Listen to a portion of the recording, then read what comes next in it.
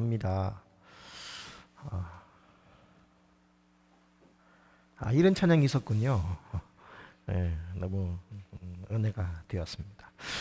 우리 다 함께 자리에서 일어나셔서 하나님 말씀을 봉독하도록 하겠습니다. 하나님의 말씀은 데살로니가전서 4장 우리 15절부터 18절까지 말씀, 데살로니가전서 4장 15절부터 18절까지 말씀을 우리 함께 한 절씩 교독하도록 하겠습니다.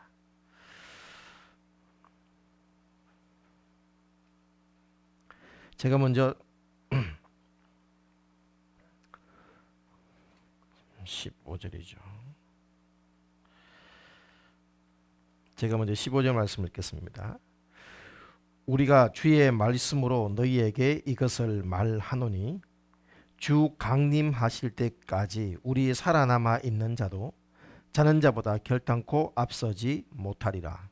주께서 어려와 천사장의 소리와 하나님의 나팔로 친히 하늘로 쫓아 강림하시리니 그리스도 안에서 죽은 자들이 먼저 일어나고 그 후에 우리 살아남은 자도 저희와 함께 구름 속으로 끌어올려 공중에서 주를 영접하게 하시리니 그리하여 우리가 항상 주와 함께 있으리라.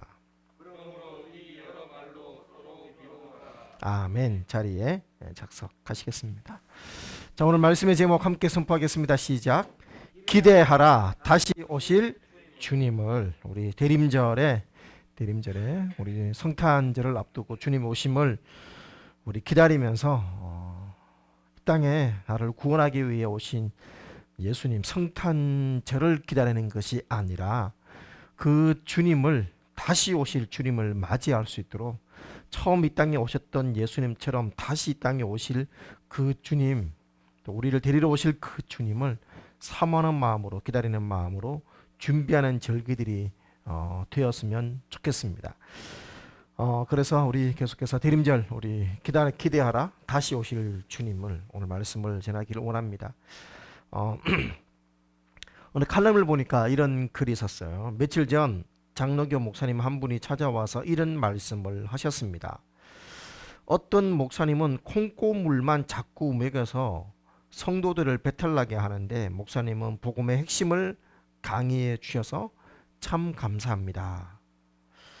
이 말을 듣고 처음에는 의아했는데 새김질을 할수록 의미심장한 말씀이라고 생각이 되었습니다.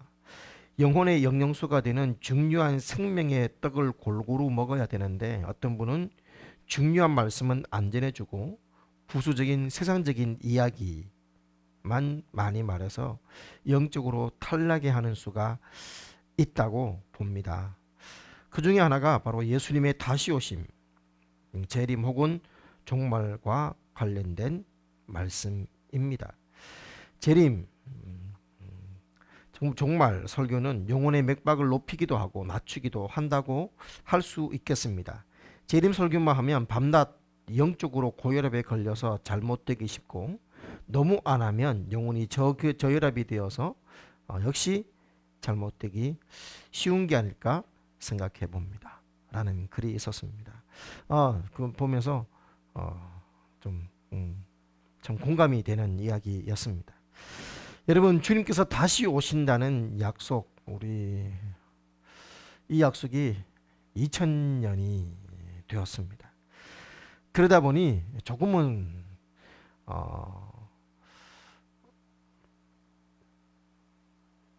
너무 오래된 약속이다 보니 조금은 식상하기도 하고 또 조금은 자꾸 그 불발탄이 되는 시한부 종말론자들의 예언들 등으로 인해서 자꾸만 퇴색되어져 가는 것이 바로 이 주님의 다시 오심에 대한 이야기죠. 그러나 여러분, 주님의 다시 오심은 우리의 소망인 줄 믿습니다. 에밀 브루너란 분이 이런 말을 했습니다. 폐에 산소가 필요한 것처럼 인간에게는 희망이 필요하다라고 얘기했습니다. 여러분, 찰스 웨슬레 아시죠? 찰스 웨슬레가 찬송시를 참 많이 썼습니다. 그래서 우리가 지금 부르고 있는 찬송가도 찰스 웨슬리의 곡들이 여러 곡이 있죠. 한 7천 곡을 썼습니다. 7천 곡. 그 중에 5천 곡이 자, 지금부터 우리 경석은제가 곡을 매주일마다 곡을 지어도 7천 곡을 지을 수 있을까? 엄청나게 많이 썼습니다. 그러니까 뭐 그 중에 좋은 곡도 있고 뭐 대도 않는 곡도 있고 그럴 수 있을 것 같습니다.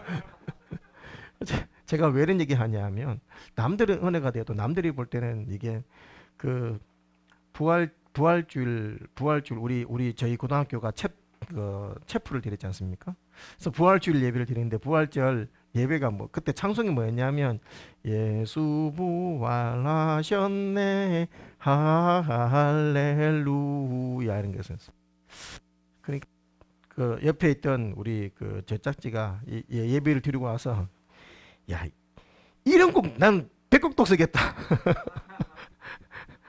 할래 또 뭐 아멘 3번 이런 거 있지 않습니까? 뭐 이런 거 나는 100곡도 쓰겠다 이러더라고요. 네가 볼 때는 그럴 수 있겠다. 그러니까 사람들이 볼 때는 하여튼 그렇습니다만 하여튼 7,000곡. 근데 여러분 그 7,000곡 중에서 요한 웨슬리가 5,000곡이 예수님의 다시 오심에 대한 내용이었다 하는 것이죠. 그만큼 여러분 어떤 주제를 많이 다룬다는 얘기는 그만큼 그 부분에 대한 뭐가 있다? 사모함이 있고 관심이 있고 소망이 있다라는 것이죠. 여러분 엘리자베스 2세가 대관식을 했습니다. 이제 그 여왕으로 그 대관식을 할 때 그걸 주관했던 캔터베리 대주교가 무슨 말을 했냐면 왕관을 이제 그 엘리자베스 2세 머리에 씌워주면서 이런 말을 했습니다. 오 여왕 전하, 제가 이 왕관을 드리오니 마땅히 쓸 권리를 가지신 분이 돌아오실 때까지 전하께서 쓰시옵소서. 참 진짜 멋진 말을 했다. 물론 대주교라고 말했는데 한다고 해서 캐톨릭 그 주교를 생각하시면 안 됩니다. 성공회는 교리는 우리 기독교 복음과 똑같은데 이 조직은 천주교처럼 되어 있어서 주교나 신부님이라는 말을 많이 쓰기 때문에 그래요. 자, 그래서 주님 오시기 전까지 여왕 전하께서 쓰시옵소서. 여러분 그 말은 무슨 말입니까? 주님이 반드시 왕으로 다시 오신다라는 얘기죠. 여러분 한 유명한 칼럼니스트가 이런 말을 했습니다. 우리 모두에게 세상은 무질서하고 위험하며 통제할 수 없는 것임이 분명하다. 지금 그렇습니다. 한번 생각해 보십시오. 지난 이틀 전에 우리 김기덕 그 영화 감독이 코로나19로 사망했다는 뉴스를 여러분 보았을 것입니다. 안타깝게도 김기덕 감독이 참 실력도 좋고 그 좋은 참 영화를 많이 만들었는데 좀 불미스러운 미투 사건으로 불미스러운 일로 국내에 있지 못하고 세계를 떠돌다가 라트비아에 이제 거주를 하려고 영주권을 신청하러 갔다가 코로나에 걸려서 사망을 했습니다. 여러분 아무리 좋은 곳, 아무리 많은 아름다운 미래를 꿈꾼다 할지라도 주님에 대한 소망이 없다면 그 소망들, 우리의 계획들은 한낱 물거품으로 끝나버릴 수 있다는 것들을 김기덕 감독의 이 사망 소식을 들으면서 생각을 했습니다. 정말 위험합니다. 그리고 무질서합니다. 통제하기 힘든 부분도 있습니다. 그렇다면 이 질서를 누가 회복시켜 주실까? 누가 이 핵의 위험을 막아주며 누가 에이즈와 또 코로나와 또 앞으로 또 일어날 이 코로나보다 더 심각한 질병들을 누가 막아줄 수가 있으며 누가 이 땅을 통치하며 다스릴 수가 있겠습니까? 유일한 해결책은 예수 그리스도이신 줄 믿습니다. 하나님은 이 세상을 그의 아들 예수 그리스도에게 약속하셨습니다. 어느 날 완전히 그분께서 이 땅을 다스리고 통치하시는 줄 믿습니다. 그리스도의 재림으로 믿음의 사람들이 해방되고 또 그들의 억울함들이 성경적인 표현이죠. 신원될 줄 믿습니다. 그때 그리스도인들은 왜 진실한 그리스도인이 아주 불신자들이죠. 불신자들은 왜 진실한 그리스도인들이 그들과 다른 삶을 살았는지를 이해하게 될 것입니다. 사랑 여러분, 힘들고 어려울수록 여러분의 정체성이 누구인가를 분명하게 생각하셔야 합니다. 지난 코로나19 신천지와 또 8월 15일 이후에 한국의 기독교에 대한 이미지는 원래 뭐 여러 가지 여론의 영향으로 좀 안 좋은 이미지였는데 지금은 천만이 더 안 좋아졌습니다. 그래서 지금은 혐오단체 비슷하게 그런 이미지가 되어버렸어요. 혐오단체는 얘기는 테러를 해도 괜찮은 집단 이런 느낌이 든다는 것이죠. 그만큼 교회에 대한 이미지가 안 좋아졌어요. 그러다 보니 예수님을 믿는다라는 부분에서 자긍심이 사라질 수도 있습니다. 그러나 여러분, 우리가 예수 그리스도를 믿는다라는 사실, 그리고 또 주 안에서 예수님의 뜻대로 거룩하게 살지 못하는 사람들의 잘못된 비판과 평가 때문에 우리의 가치를 우리 스스로 놓치지 않았으면 좋겠습니다. 제가 어제 모자매가 저한테 껌을 하나 줬어요. 그 껌에 보면 껌에는 이렇게 좋은 말들이 이렇게 적혀 있더라고요. 껍질에. 그래서 당신이 하고 있는 일에 자긍심을 가지십시오. 라는 글이 있었습니다. 참 여러분과 함께 정말 나누고 싶은 말이었습니다. 여러분, 우리가 예수 그리스도를 믿는 사람들이라는 이 정체성을 분명히 가지셔야 됩니다. 내가 누구인지를 분명히 아셔야 돼요. 여러분, 뭐 우스갯소리입니다만은 총각하고 아저씨하고 구분하는 방법이 있답니다. 총각과 아저씨. 그래서 총각은 지하철을 타는데 에어컨이 고장 났어요. 그래서 막 더워. 그러면 총각은 넥타이를 이렇게 살짝 풀고 한 칸 정도 풀고 이렇게 살짝 내리는데 아저씨는 넥타이 풀어서 가방에 넣는답니다. 그리고 지하철 더울 때 다리 앉아서 이렇게 있으면 총각이고 덥다고 다리 바지 둥둥 커도 올리면 아저씨라고 하죠. 마찬가지입니다. 이게 우리 처녀와 아줌마를 구분하는 방법도 여러 가지가 있는데 아줌마하고 불렀는데 이렇게 두리번 거리면 나가시고 부른 사람을 째려보면 아줌마다. 그런 얘기를 했습니다. 제가 이제 이 얘기를 왜 하냐? 내가 누구인가 라는 정체성이 분명해야 돼요. 내가 나인 것을 거부하고 그것을 받아들이기를 싫어하면 여러분 조그만 말 한마디에 상처받고 조그만 말 한마디에 일비하게 되는 일이 일어난다는 것이죠. 사랑하는 여러분, 아무리 시대가 흉흉하고 아무리 어려운 시대라 할지라도 우리가 예수 그리스도의 제자이고 또 하나님의 백성이고 하나님의 자녀라는 이 분명한 확신 가운데서 자긍심을 가지시기를 축복합니다.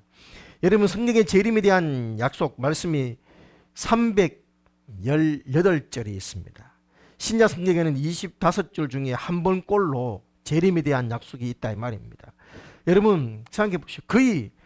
거의 성경 한 장에 계속해서 재림 이야기가 나온다고 해도 과언이 아닐 정도로 재림에 대한 약속은 그렇게 많이 기록되어 있습니다. 여러분, 예수님의 이 구원 사역의 완성, 바로 주님의 다시 오심일 줄 믿습니다. 여러분, 정말 예수님을 영접해서 예수님의 신부가 되었다면 마땅히 신랑을 사모하고 기다리는 것이 우리의 모습인 줄 믿습니다. 그래서 우리가 오늘 주님의 재림에 대해서 말씀을 좀 할까 하는데, 자, 여러분 데살로니가서를 우리가 지금 읽고 있습니다. 자, 주님의 재림에 대한 말씀이 좀 기록되어 있는 구절들이 몇 구절이 있는데 그 중에 하나가 바로 이 데살로니가서이죠. 데살로니가서는 사도 바울에 의해서 데살로니가 교회가 세워졌습니다. 바울은 데살로니가에 들어가서 몇 주간 전도했을까요? 3주간 복음을 전했습니다. 3주간 밖에 전도하지 않았습니다. 왜냐하면 근데 3주밖에 못 전한 이유는 뭐냐면 유대인과 또 데살로니가 사람들이 이 사도 바울을 박해했기 때문이죠. 그래서 옆에 있는 도시로 급히 그냥 도망가듯이 들어갑니다. 베레아로 건너가게 되죠. 갔더니만 데살로니가 베레아 사람들은 데살로니가 사람과 같지 않아서 말씀이 그런가 하고 한다라는 그런 내용이 바로 나오는 게 됩니다. 그래서 사실 솔직하게 데살로니가 교회 3주밖에 없었기 때문에 여러분 하나님의 복음 진리에 대해서 아마 구체적으로 자세하게 설명하기는 힘들었을 거라고 생각을 합니다. 그래서 충분히 양육을 하고 가르쳐주고 그렇게 되는데 이제 복음을 전하고 몇 사람 구원했고 급하게 떠나야 됐던 그들을 바라보면서 사도 바울이 얼마나 막 안쓰럽고 또 미안하기도 하고 또 염려도 되고 그랬을까요? 그런데 여러분 너무나 놀라운 일들이 일어납니다. 3주밖에 비록 3주밖에 복음을 안 전했음에도 불구하고 여러분 데살로니가 1장에 보시면 이 데살로니가에 대한 교회 성도들이 온 아가야에 퍼졌다라고 하면서 뭐라고 합니까? 믿음의 역사, 사랑의 수고, 주 예수 그리스도에 대한 소망의 인내를 하나님 아버지 앞에서 쉬지 않고 기억한다라고 하면서 그들의 모습들이 이방인들이 그들을 뭐라고 부르는지에 대한 내용이 1장 3절부터 10절까지 보면 쭉 나옵니다. 여러분 그만큼 그들의 믿음이 소문이 났고 인정받았죠. 그리고 이들의 믿음에 대해서 내가 너희들에 대해 이것에 대해서 내가 할 말이 없다. 그럴 정도로 데살로니가 사람들은 참 잘 살았습니다. 어떤 물질적으로 잘 살았다가 아니라 영적으로 잘 살았어요. 거룩하게 살았고 믿음대로 살았고 사도 바울이 책망하거나 지시 다른 말을 할 필요가 없을 정도로 데살로니가 사람들은 잘 살았습니다. 여러분 특별히 그들의 인내가 무엇이었냐 10절에 있습니다. 1장 데살로니가 전서 1장 10절. 자, 오늘 그 성경책을 우리가 좀 많이 좀 살펴볼 거예요. 준비를 하다 보니까 조금은 어려운 내용이 될 수도 있을 것 같기도 한데 오늘 말씀을 좀 많이 살펴볼 텐데 자 1장 10절을 보십시오. 또 죽은 자들 가운데서 다시 살리신 그의 아들이 하늘로부터 강림하심을 기다린다고 말하니 이는 장래 노하심에서 우리를 건지시는 예수시니라 라고 했습니다. 자 여러분 저거 보십시오. 죽은 자들 가운데서 다시 살리신 그의 아들이 하늘로부터 강림하심을 뭐라고요? 기다린다 라고 했습니다. 기다린다. 여러분 예수님이 앞으로 올 심판에서 우리를 구원해 주실 것을 이제 분명하게 나타내는 것이 바로 1장 10절입니다. 보십시오. 장래 노하심에서 우리를 건지시는 예수시니라 라고 말씀을 하고 있죠. 사랑하는 여러분, 자 저를 보십시오. 교회가 소위 말하는 요한계시록에 나오는 이 7년 대환란을 통과할까요? 하지 않을까요? 제가 너무 어려운 질문한 건 아니죠? 자, 교회가 소위 말하는 요한계시록은 우리가 7년이라고 말하는 이 7년 대환을 통과할까요? 통과하지 않을까요? 하지 않습니다. 왜요? 그 전에 교회는 이제 공중으로 들림받기 때문인 것이죠. 그런데 이제 다른 교회들이나 또 믿음의 부분에 대해서 다른 의견을 가진 데서는 우리가 이 7년 대환을 통과한다라고 했습니다. 그런데 여러분 우리가 공중 재림과 그래서 주님의 다시 오심은 공중 재림과 그리고 지상 재림으로 나누어져 있다라고 그렇게 우리는 배워왔고 또 그렇게 알고 있을 것입니다. 이 부분에 대해서 이 데살로니가서에서는 아주 구체적으로 이야기를 하고 있습니다. 보십시오.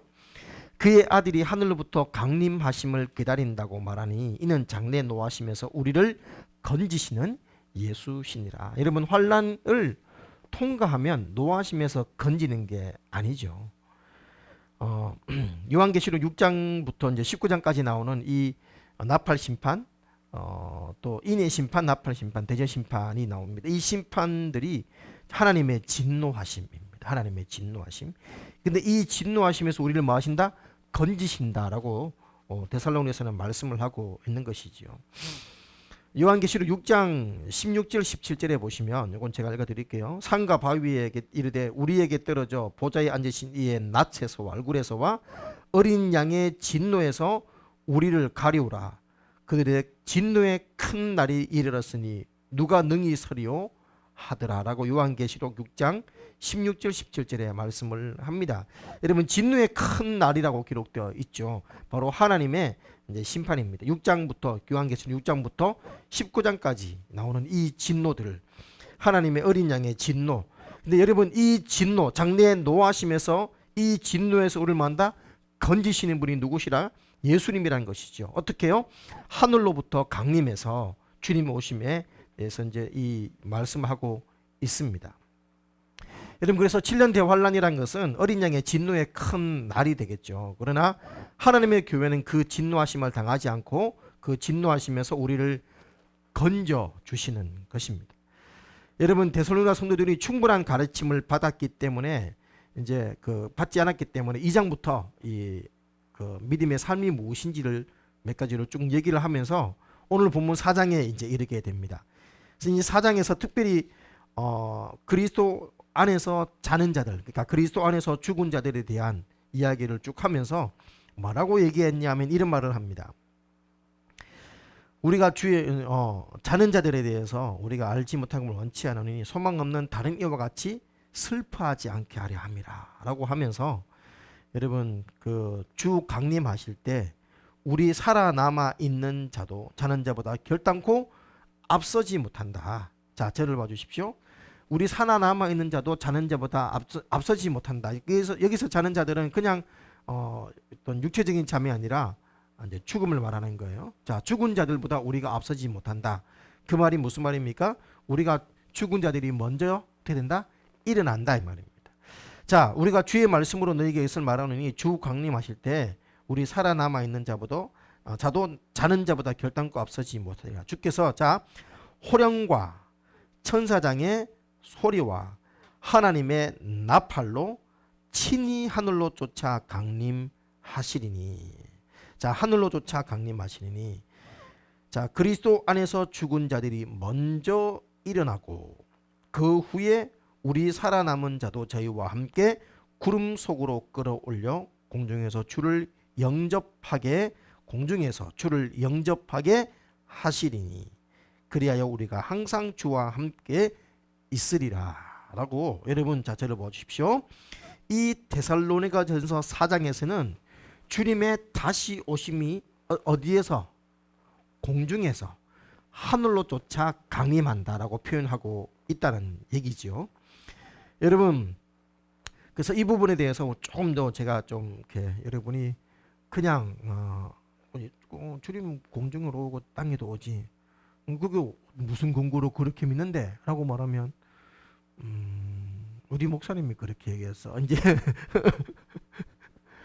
이렇게 말하면 뭐 제일 좋습니다만 이렇게만 말하면 힘들겠죠. 그러니까 우리가 왜 주님의 공중재림과 지상재림을 나누는지 이에 대한 성경적인 근거들을 조금은 더 구체적으로 좀 말씀을 드리려고 오늘 준비를 했습니다. 자, 호령과 천사장의 소리와 하나님의 나팔로 친히 하늘로 쫓아 강림하시리니 라고 얘기를 했습니다.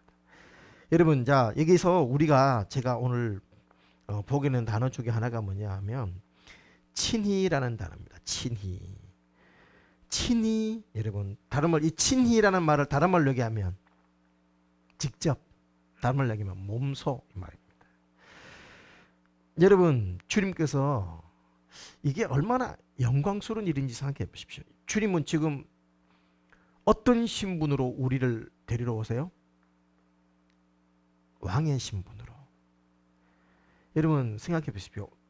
왕이 직접 나와서 나를 맞이한다. 이게 얼마나 영광스럽고 이게 얼마나 위대한 일인지 한번 생각해 보시기 바랍니다. 친히 직접 오시는 거예요. 여러분 물론 이제 천사들을 보내서 천하만국에서 모은다라는 내용이 나옵니다. 우리가 조금 전에 불렀던 찬송도 그런 내용이 있었죠.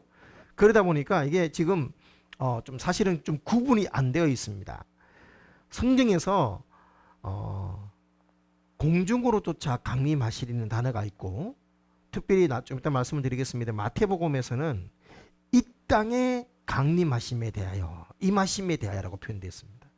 그래서 주님께서 하늘을 지칭할 때는 하늘이라 얘기를 했고 이 땅에 지칭할 때는 이 땅이라는 표현을 분명히 구분하셨어요. 그래서 마태복음에서 이제 그 천사들을 보내 모은다라는 내용이 나오거든요. 자, 그럼 마태복음은 교회에게 주어진 말씀이다. 마태복음 24장 25장에 보면 주님의 재림과 관련된 내용이 종말에 관련된 얘기 쭉 나올 때 이것은 자 교회에 관련된 말씀이다 아니면 유대인과 관련된 말씀이다. 아니 물론 그 모든 말씀은 다 우리에게 주어진 말씀이지만 이거를 이제 해석을 할 때 여러분 마태복음 그러니까 사복음서에서 공중 재림에 대해서 말씀하는 구절은 요한복음 14장밖에 없습니다. 그러니까 내가 초수를 예비하노니 우리가 지난 3주 전에 봤던 말씀 내가 다시 와서 너희를 나 있는 대로 영접하리라. 이 요한복음 14장 말씀 외에 사복음서에서는 전부 다 이 땅의 지상의 임하심에 대해서 이 땅의 임하심에 대하여서는 라고 말하고 있거든요. 그러니까 사복음서에서 나오는 재림은 이거는 휴거에 관한 내용이 아닌가 싶은 내용도 사실은 휴거가 아니라 7년 대환란 후에 이 땅에 다시 오신 지상 재림에 대한 말씀이다 라고 구분을 딱 하시면 여러분이 이해하기 쉽습니다. 자 다시 복음서에서는 요한복음 14장 외에 공중재림에 대한 얘기가 있다 없다? 없습니다. 그렇게 정리하시면 돼요. 근데 주님께서 우리를 요한복음 직접 맞으러 오시는 것이죠. 우리를 구원하신 그분께서 친히 몸소 맞으러 오시는 거예요. 그러니까 마태복음에서 천사들을 모은다는 얘기는 지금 느낌은 마치 이제 천사를 보내서 우리들을 다 이제 구름으로 모으겠지 같은데 물론 제가 볼 때 우리 살아남은 자들도 구름 속으로 끌어올려 할 때 물론 천사를 통해서 우리를 모을 수 있을런지는 모르겠습니다만 마태복음의 내용은 공중재림 소위 말하는 휴게에 관한 내용은 아니다. 여러분 그래서 우리를 어디에서 영접한다고요? 구름 속으로 끌어올려 공중에서 주를 영접하게 하시리니라고 분명하게 말씀을 하고 있죠. 그러면서 그래서 어떻게 된다? 장차 노하심에서 우리를 건지시는 분이 누구시다? 예수님이시다 라고 말씀을 하고 있는 것이지요. 여러분 주님께서 공중에 오심에 대해서 믿는 성도들의 소망이고 위로가 된다 이 말입니다. 근데 교회가 그 환난을 다 통과한다. 물론 이제 그 소위 말하는 다른 교단에서 믿는 천년 왕국이 없다라고 믿는 사람들은 교회가 환난을 다 통과한다. 그러므로 지금이 천년왕국 시대다라고 말하고 있는 분들은 통과하지만 주님께서 지켜주신다. 그러니까 임맞은 자들을 14만 4천 명을 교회로 보기 때문에 임맞은 자들을 지키고 보호해 준다라는 개념으로 이 장래의 노하심을 건지신다라는 표현을 해석을 적용을 할 수는 있겠습니다만은 그렇지는 않다라는 것이지요. 여러분 공중에 오심에 대해서 요한복음 14장 말씀에 분명히 초수를 예비하고 맞으러 오심에 대해서 말씀을 했습니다. 그러므로 마태복음, 마가복음, 누가복음에 대한 내용은 지상에 오심에 대한 내용이다. 여러분 왜요? 지상에 다시 오심에 관련된 것은 누구와 관련된 것이다? 이스라엘과 관련된 것입니다. 이스라엘과. 그래서 여러분 우리가 여기서 잠시 다시 한번 우리 다니엘서 9장에 나오는 70일이라는 부분을 얘기하지 않을 수가 없을 것 같습니다. 자, 우리 사진을 한번 보기 전에 자, 다니엘서 9장을 일단은 가보십시다. 다니엘서 9장을 가보시겠습니다. 자,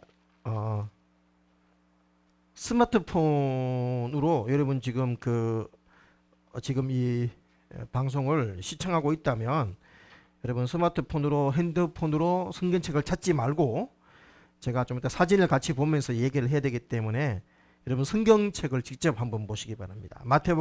다니엘서 9장에 보시면 24절 보십시오. 24절. 다니엘이 이스라엘에 대해서 회복에 대해서 고민을 하고 있는 내용이 쭉 나옵니다. 거기 보시면 24절에 보면 내 백성과 내 거룩한 성을 위하여 70일에로 뭐했다? 기한을 정하였나니. 자, 여기 보십시오. 이 70일에는 결국 누구에 관한 내용이다? 내 백성과 내 거룩한 성입니다. 자, 다니엘에게 내 백성은 누구예요? 유대인이죠. 이스라엘 백성이고 내 거룩한 성, 24절에 나오는 내 거룩한 성은 바로 이스라엘, 예루살렘 성을 말하는 것입니다. 자, 70일으로 기한을 정하였나니 허물이 마치며 죄가 끝나며 죄악이 영속되며 영원한 의가 드러나며 이상과 예언이 응하며 또 지극히 거룩한 자가 기름 부음을 받으며 라고 말씀을 하는 내용이 있습니다. 여러분, 자, 7이라는 얘기냐, 1이라는 얘기가 나오죠. 1이라는 얘기는 7이란 단위를 말합니다. 7이란 단위.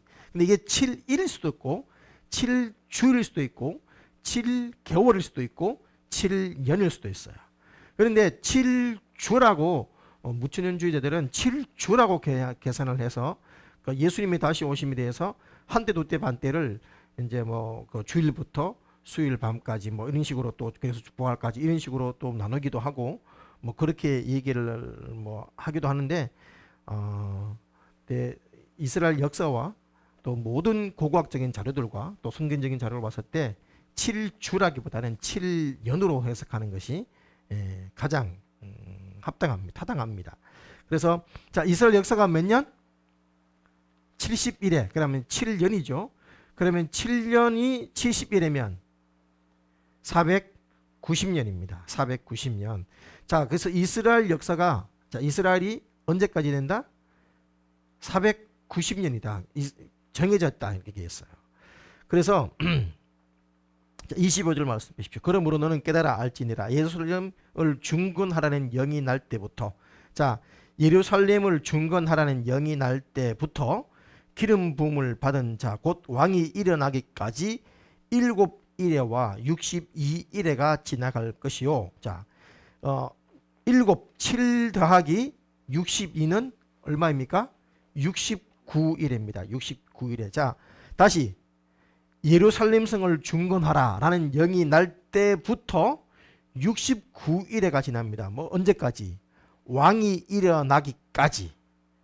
그러면 여러분 69일에는 몇 년일까요? 예? 483년이 되겠죠. 이스라엘은 1년이 360입니다. 우리는 365점 얼마만실인데 이스라엘의 그 유대력은 360일로 계산을 해요. 그래서 360으로 계산을 하면 되겠죠. 그래서 여러분, 그러면 예루살렘을 중건하라, 다시 재건해라 라는 영이 언제 났을까요? 물론 돌아가라, 가서 회복을 해라, 고레스 왕도 그런 칙령을 내렸고 한 세 차례 정도 이 칙령이 내려졌습니다. 그런데 444년 누구?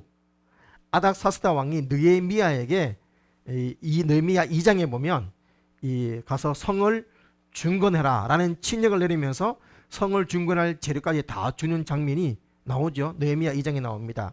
이것이 이제 아닥사스다 왕 20년 니산월 1일, 그러니까 BC 444년 3월 5일입니다. BC 444년 3월 5일. 그래서 69일에가 지난다 했어요. 자, 사진 좀 띄워 주십시오. 사진.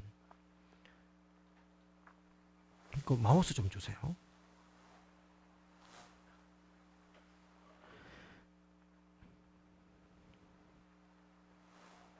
자, 여기 보시면, 자, 어디 갔네? 자, 그 좀 너무 멀어서 글씨가 안 보여. 화면 어차피 이쪽에 틀어놨잖아. 그러니까 내 얼굴 안 볼 거니까. 예. 자, 여기 보시면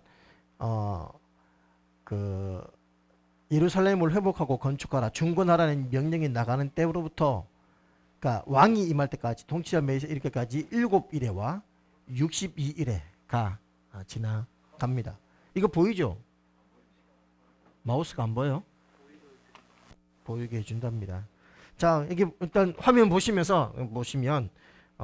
60개가 나온다 했습니다. 그래서 유대력에 의하면 이제 483년 69일에, 그러니까 173,881이 지나갑니다. 173,881, 483년. 그러면 173,881이 언제냐? AD 33년 3월 30일. 언제일까요? 우리로 치자면 일요일입니다. 자, AD 33년 3월 30일. 언제, 무슨 날일까요? 예수님이 낙이 타고 예루살렘 성으로 입성한 날입니다. 자, 25절에 뭐라고요? 예루살렘 성을 중건하라는 영이 날 때부터 기름 부음을 받은 자 곧 왕이 일어나기까지 7일에와 62일에, 그러니까 69일에가 지나갈 것이고, 그때 곤란한 동안에 성이 중건되어, 그때 곤란한 때가 언제냐? 에스라 말씀이나 등등을 보면 느헤미야가 성을 재건하려고 할 때 수많은 여러 나라들이 조서를 보내고 뭐 이렇게 해서 많이 힘들고 어려워서 그런 얘기 나오죠. 그러니까 이게 곤란한 때라고 이야기를 하는 겁니다. 곤란한 때. 그래서 말씀과 그림을 잘 보면서 같이 이야기를 하시면 합니다. 자, 그리고 난 다음에 62일에, 그러니까 7일에와 62일에가 지나고 난 다음에 26절에 보시면 이런 말을 하죠. 기름 부음 받은 자가 끊어져 없어질 것이며, 장차 그 다음에 장차 한 왕의 백성이 와서라고 되어 있는데, 이게 번역으로 좀 오류가 되어 있습니다. 정확한 해석은 26절에 보면 장차 한 왕의 백성이 와서가 아니고 장차 올 왕의 백성이, 이 말입니다. 장차 올 왕의 백성이 그 성읍과 성소를 회파하리니와, 이렇게 해석하는 것이 정확합니다. 자, 저를 봐 주십시오. 그래서 예수님이 오셨는데 예수님이 소위 말하는 종려주일날 낙을 타고 왕으로 입성하시는데, 그걸 어떻게 되었다? 돌아가시고 그리고 부활 승천하심으로써 이 땅에, 그러니까 이스라엘 역사에 있어서 어떻게 됐다? 왕이 끊어졌습니다. 그리고 난 다음에, 그래서 그때부터 이제 이스라엘의 역사는 이어진다 아니된다? 왕이 끊어진다. 그래서 이게 69일이에요. 그리고 그가 장차, 그러니까 그 장차 올 한 왕의 백성은 누구냐 하면 누굴까요? 장차 올 왕의 백성. 쉽게 말하면 장차 올 왕은 적그리스도를 얘기합니다. 쉽게 말하면 적그리스도가 어디에서 등장하죠? 우리는 이제 종말로 우리 다 강의를 했으니까 다시 세워질 로마의 특징을 가지고 있는 나라, 쉽게 말해서 로마의 백성, 이렇게 생각하면 됩니다. 그러니까 로마의 백성, 자, 로마의 백성 누가 와서 AD 70년에 누가 와서 디도 장군이 와서 예루살렘 성을, 그 성전 완전히 회파하게 되죠. 이게 이제 26장 얘기가 그 얘기예요. 성읍과 성소를 회파하리니와 그의 종말은 그 이제 홍무소의 업물 등을 같을 것이다. 그리고 이제 많은 전쟁이 있다는 얘기가 있고, 그가 장차 많은 사람으로 더불어 한 일해 동안의 언약을 굳게 정하겠고, 여기서 마우스 되고 있습니까? 네. 그래서 여기 보십시오. 그러니까 그 유대인들을 위한 역사가 70일에 그랬어. 그래서 69일에까지 왔고, 9일에 왔고, 메시아가 끊어져서 끊어진다. 그래서 지금은 이스라엘 역사가 여기까지 왔고, 지금은 이스라엘의 역사도 아니다. 신학적으로 아니다 이 말입니다. 지금은 이 현재 교회 시대는 다니엘에게 계시가 되지 않았어요. 그러니까 AD 70년 예루살렘 성이 멸망을 했고 69일에와 70번째 일의 사이의 기간이라는 얘기죠. 그리고 장차 올 왕은 누구냐? 적그리스도입니다. 적그리스도가 와서 어떻게 된다? 마지막 한 일해 동안의 언약을 굳게 정하겠다 했습니다. 그리고 아래 이제 중간이죠. 3년 반, 한때, 두때, 반때라고 얘기를 하기도, 1260일을 얘기하기도 하고, 그런 이 7년의 중간 3년 반쯤 될 때부터 7년 한 일해 동안 7년의 약속을 정하지만, 이 약속이 뭐냐?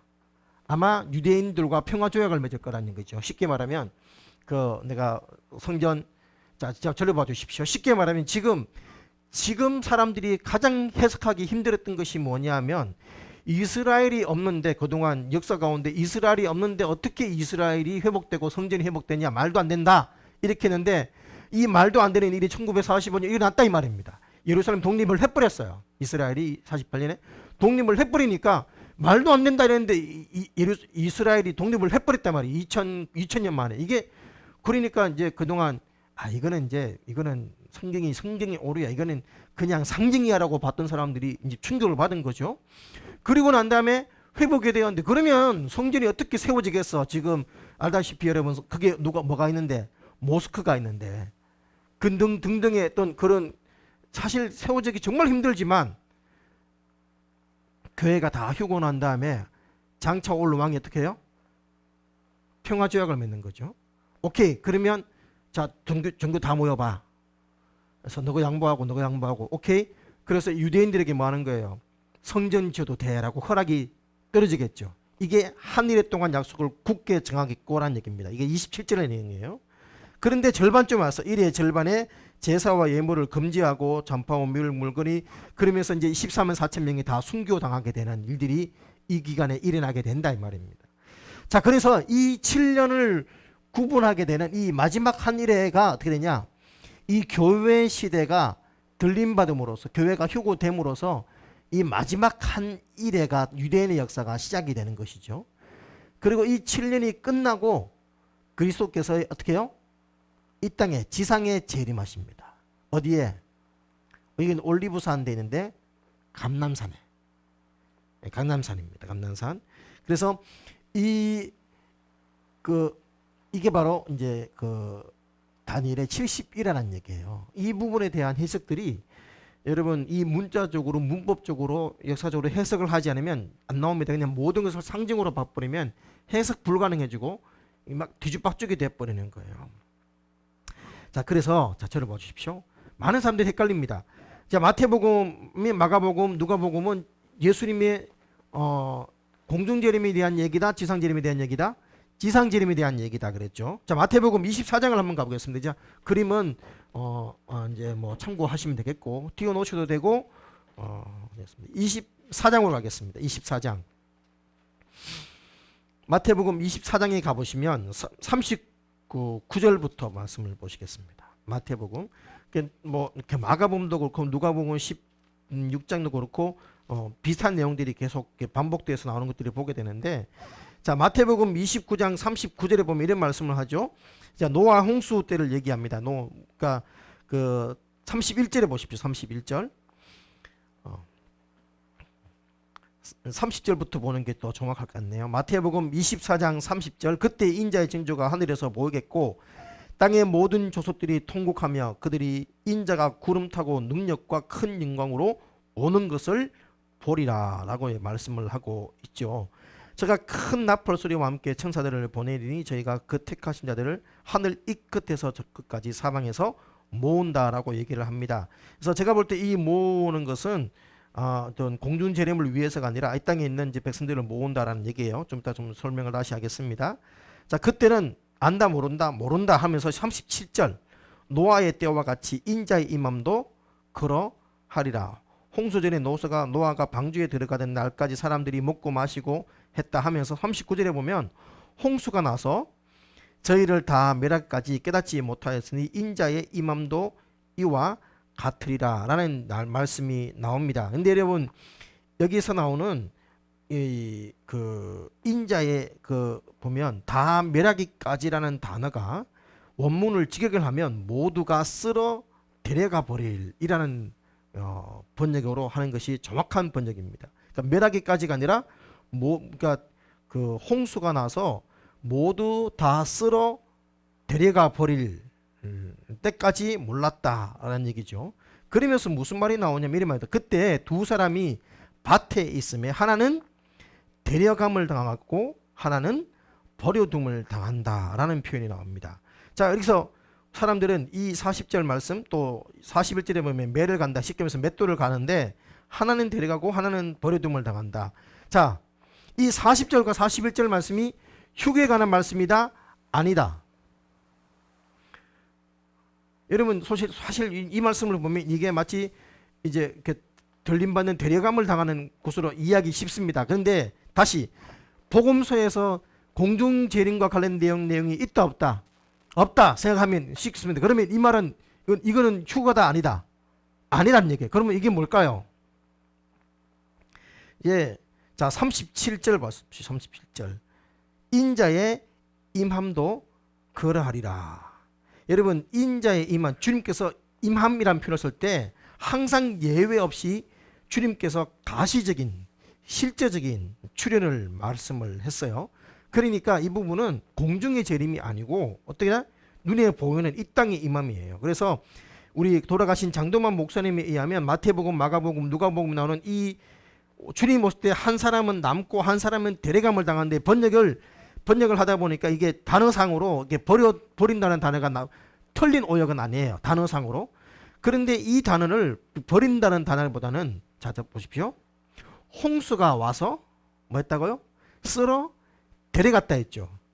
그러면 데려가는 사람이 좋을까요? 남아있는 사람이 좋을까요? 남아있는 게 좋은 거예요. 그래서 40절과 41절에 데려가는 사람이 좋을까요? 남아있는 사람이 좋을까요? 남아있는 사람이 좋은 거예요. 그럼 데려가는 사람은 어떤 사람이다? 자, 7년 대환란이 끝나고 난 다음에 주님이 지상 재림하면 뭐가 이루어져요? 천년왕국이 이루어지죠. 그러면 남아있는 사람은 어디에 들어간다? 천년왕국이 들어가게 되는 거예요. 그러니까 39절을 그러면 데려가면 왜 데려갈까요? 심판하기 위해 데려가는 거예요. 홍수가 쓸어서 다 데려가서 멸한 것처럼 여기서 데려가는 사람들은 심판받기 위해 데려가는 것이지 마치 남아있는 사람들은 잘 살고 데려간 사람처럼 이제 멸망당하고 데려간 사람들은 천국 갔다, 휴거당했다 이렇게 오해하기 쉽다는 거죠. 그러나 그것은 아니다. 그래서 남아있는 사람은 어떻게 됐다? 천년왕국에 들어가는 사람들이다. 천년왕국에 들어가기 전에 저를 봐주십시오. 7년 대환란이 끝나고 나면 이 땅, 여러분이 생각하는 이 땅은 거의 파괴되고 무너져 있는 상황입니다.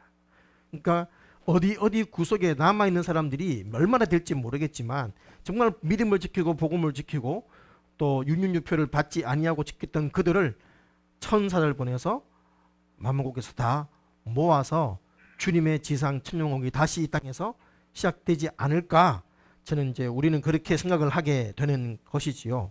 그래서 여러분 이것이 종말에 관한 내용입니다. 이게 쉽지는 않은 내용이었어요. 제가 들어보십시오. 그래서 한 구절 더 말씀을 보겠습니다. 한 구절 스가랴서 14장 말씀을 한번 보겠습니다. 스가랴 14장 구약성경 스가랴 14장 학계 스가랴 말라기죠. 말라기 다음에 마태복음입니다. 그러니까 스가랴가 어디쯤 나오는지 아실 겁니다. 스가랴 14장 3절을 보십시오. 스가랴 14장 3절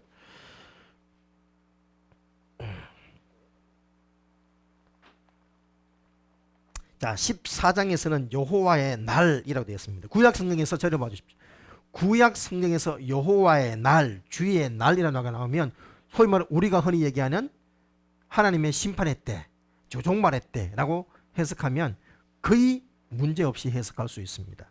그러니까 여호와의 날이 이르리라, 종말이 이른다. 그때 되면 어떻게 된다? 내가 열국을 모아 예루살렘과 싸우게 하리니. 이게 무슨 전쟁이에요? 이 전쟁이? 예, 아마겟돈 전쟁이 되는 것이죠. 자, 그렇게 해서 전쟁에 싸우고 그때 여호와께서 나가사 그 열국을 치시되 이왕 전쟁의 날에 상호 같이 하리라 하면서 4절 그날에 그의 발이 예루살렘 앞 곧 동편 어디? 감람산에 서실 것이요. 발이 선다라고 얘기했죠. 그래서 이것은 바로 지상 재림을 말하는 거예요. 그래서 공중재림은 장소나 지명 얘기가 안 나와요. 그러나 주님의 지상 재림은 감람산이라고 우리는 분명히 알고 있는 것이죠. 그래서 데살로니가 저를 봐주십시오. 데살로니가 전서는 그래서 공중 재림과 관계된 내용이고, 그래서 데살로니가 후서에서는 뭐 지상 재림과 관련된 내용이에요. 그래서 지상 재림에서는 뭐 이미 종말이 이르렀다, 주님이 이미 재림했다고 염려하지 마라 하면서 누가 일어난다? 적그리스도가 등장한다라고 했습니다. 그러니까 지상 재림은 적그리스도가 등장해야 지상 재림이 이루어지는 거예요. 그러니까 전서는 공중 재림, 후서는 지상 재림과 관련된 내용이다. 데살로니가서는 그렇게 이해하시면 되겠습니다. 그래서 스가랴서 말씀에 의하면 그 발이 예루살렘 감람산 한가운데서 동서로 갈라져 큰 골짜기가 되어 산 절반은 북으로 절반은 남으로 옮기고 그 산 골짜기는 아셀까지 미칠지라. 너희가 그의 산 골짜기로 도망하되 유다 왕 우시야 때 그 지진을 피하여 도망하던 것 같이 하리라 라고 합니다. 자, 그래서 여호와께서 임하시고 임하시고 나의 하나님 여호와께서 임하실 것이요 모든 거룩한 자가 주와 함께 하리라. 여러분 예수님께서 감난산에 오시죠. 그래서 어떻게 된다? 14장 9절 보십시오. 9절 여호와께서 천하에 뭐가 되신다? 왕이 되시리니. 이게 천년 왕국이 되는 겁니다.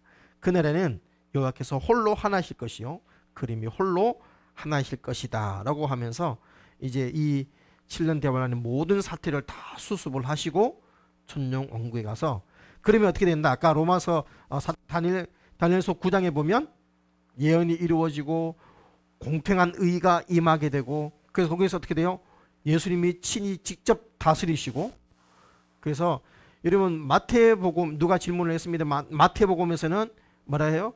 그 문화를 나눠주면서 10고을 권세를 차지하라 20고을 권세를 차지하라고 마치 상급이 나누어지는 것처럼 보이죠. 천국에서가 아니라 그 내용은 지상 천년 왕국에서의 모습이에요. 왜?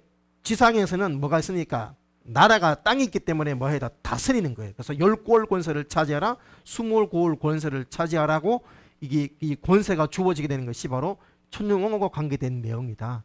그렇게 돼서 여러분 그 로마서에서도 이방인의 때와 이스라엘 때가 다르다는 것들을 분명히 로마서 10장에서 구분을 하고 있는 것과 같습니다. 그래서 여러분 주님은 오늘 말씀에 의하면 그냥 후투로 얘기한 게 아니라 이 말이에요. 성경의 모든 말씀들을 자세히 살펴보면 주님의 오심에 대해서 아주 구체적으로 말씀을 하시고 반드시 그 약속대로 주님은 다시 오실 줄 믿습니다. 그러므로 말하라. 여러분 데살로니가 5장으로 넘어가서도 마찬가지고 또 다른 데서도 마찬가지겠지만 마태복음에서도 마찬가지면 주님의 다시 오심에 얘기할 때 저를 봐주십시오. 오늘은 좀 쉽지 않은 내용이라서 피곤하고 집중력이 조금 떨어질 수 있습니다. 말씀을 이제 마무리할 텐데 주님의 다시 오심에 대해서 얘기할 때 날짜에 대한 관심이 있다 없다? 없습니다. 그러므로 무슨 때 무슨 날 무슨 뭐 징조가 보인다라고 말하면 주님의 관심이 아니에요. 그건 사람의 관심이에요. 우리는 때와 시가 아니고 우리는 뭐에 관심 가져야 된다? 깨어 있습니다. 항상 주님의 재림에 대해서 다시 오심에 말씀할 때는 주님께서 항상 그러므로 말하라 깨어 있으라. 그래서 청지기 비유, 불의한 청지기 비유 뭐 항상 그 말씀하면서 마지막은 깨어 있으라 말씀하는 거예요. 여러분 지금 코로나 때문에 우리가 참 쉽지 않은 시대에 살고 있습니다. 예수 믿는 사람들을 대한 평가들이 좋지도 않습니다.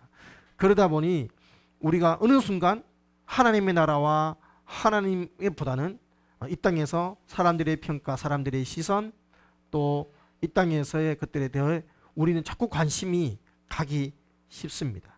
그런데 이럴 때야말로 뭐하라? 주님께서 말씀합니다.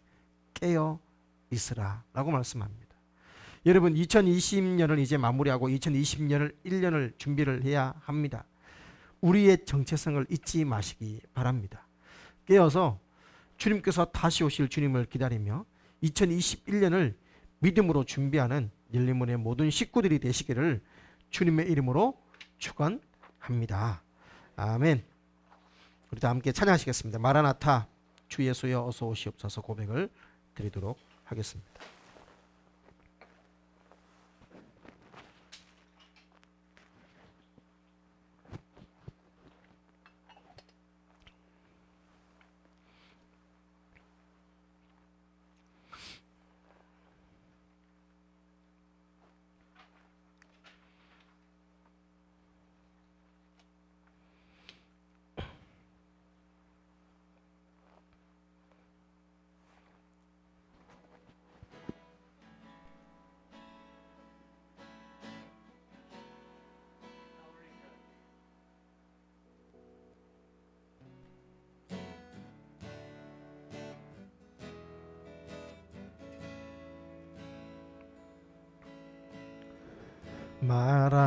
마라나타 주 예수여 어서 오시옵소서 땅의 모든 끝 모든 족속 주를 찬송하게 하소서. 마라나타 주 예수여 어서 오시옵소서. 모든 열방이 주께 돌아와 춤추며 경배하게 하소서. 우리 주님 다시 오실 길을 만들자. 십자가를 들고 땅 끝까지 우린 가리라. 우리 주님 하늘 영광 온 땅 덮을 때 우린 땅 끝에서 주를 맞으리. 마라나타 마라나타 아멘. 주 예수여 오시옵소서. 마라나타 마라나타 아멘. 주 예수여 오시옵소서. 우리 한번 더 고백합니다. 마라나타 마라나타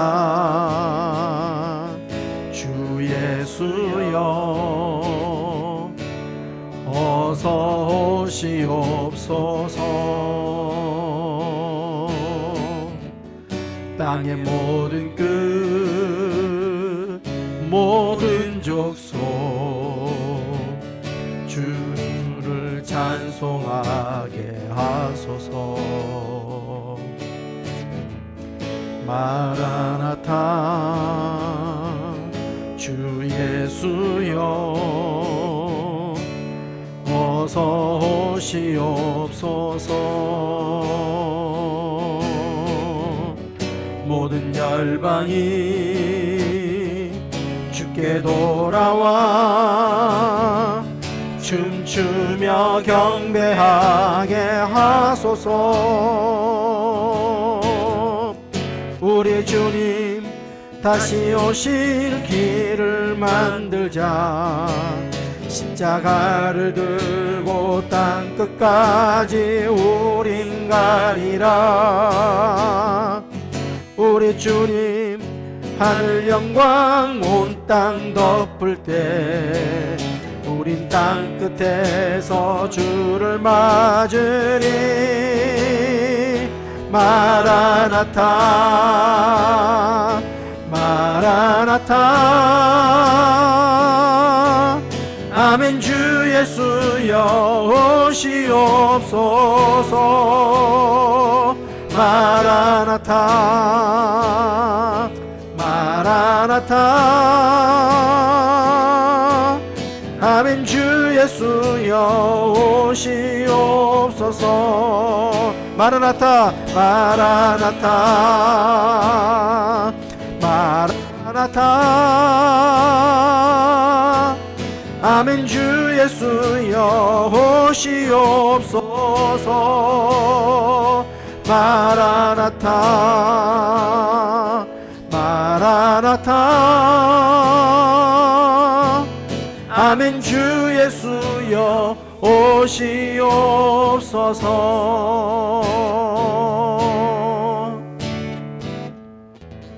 아멘. 오늘 말씀 들고 함께 우리 기도하는 시간들을 가지도록 하겠습니다. 여러분, 그리스도인의 최대의 소망은 우리 주님 다시 오시는 것인 줄 믿습니다. 우리 주님 다시 오시면 우리는 꿈에도 소망하던 천국으로 가게 되는 것이고, 또 주님과 함께 어린 양의 혼인잔치에 들어가게 될 것입니다.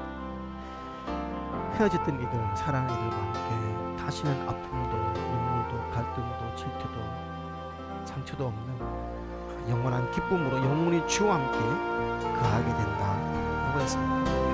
대림절 주님께서 이 땅에 오신 성탄절을 앞두고 주님을 기다리는 자들이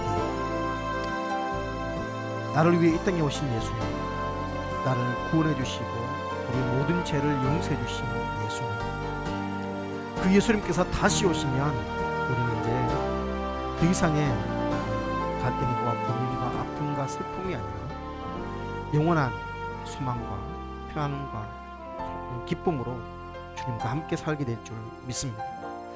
주님은 때를 말씀하지 않았는데 사탄은 자꾸만 때를 계산하게 하고 또 그 주님의 다시 오심의 때를 잊어버리게 만들어서 우리로 하여금 주님의 다시 오심을 준비하지 못하게 하려고 합니다. 사랑하는 여러분, 주님께서 반드시 다시 오시는 줄 믿습니다. 반드시 다시 오셔서 저와 여러분을 영접하여서 주님께서 계시는 곳에 우리도 함께 있게 하겠다고 하신 줄 믿습니다. 그러므로 깨어있으라. 오늘날에 너희 주가 임하는지 너희가 알지 못하느니라. 여러분, 깨어있읍시다. 이 땅에 코로나의 상황에 일비하는 자들이 아니라 우리가 하나님의 백성님을 예수의 사랑을 그리고 또 이 땅에 마지막 종말이 임하기 전에 하나님이 방주의 문을 닫아버리면 다시는 기회가 없기 전에 더 많은 사람들을 주께로 인도하는 우리의 사명들에 최선을 다할 수 있는 그런 열린문의 식구들이 되었으면 좋겠습니다. 하나님, 우리에게 주어진 사명, 우리에게 주어진 역할, 우리의 정체성을 놓치지 않도록 도와주시고 주님의 다시 오심을 잊지 않고 깨어서 준비하게 도와주시옵소서. 정신이 차리고 깨어 거룩할 수 있도록 도와주시옵소서. 오늘 말씀 들고 결단하며 기도하는 시간 드리겠습니다. 기도하시겠습니다. 살아계신 아버지 감사합니다. 하나님의 은혜로 오늘도 말씀하겠습니다. 조금은 어렵고 좀 또 쉽지 않은 내용들이고 또 여러 군데 말씀을 보면서 또 헷갈리지만 그럼에도 불구하고 주님께서 말씀하신 것이 결코 아버지 그냥 추상적이고 상징적인 얘기가 아니라 구체적으로 말씀하셨고 그것들이 또 어떻게 이루어졌는지 우리는 또한 아버지 구체적으로 알 수 있음을 시간 고백합니다. 하나님 도와주셔서 우리로 하여금 거룩한 삶을 감당하게 도와주시고 역사해 주시옵소서. 하나님의 거룩한 삶을 우리가 어떻게 도와주시고 하나님 말씀하시는 이 날짜가 아니라 때가 아니라 아버지 주님이 오시는 그러므로 깨어있으라 말씀하시는 주님의 말씀 앞에 또 주시옵소서. 이 땅에 다시 오신 예수님, 그 예수를 소망하며 하나님 이 땅에 오신 예수님의 그 기쁨을 아버지 예수님의 그 평안을 아버지까지 제공하는 우리의 삶을 감당하며 일름교회를 복주시고 우리 아이들을 복주시고 우리 가정들을 복주시옵소서. 우리 아이들로부터 우리 사랑하는 예수님들을 지켜주시옵소서. 깨어서 더 순결하며 거룩하도록 하나님 은혜를 허락해 주시옵소서.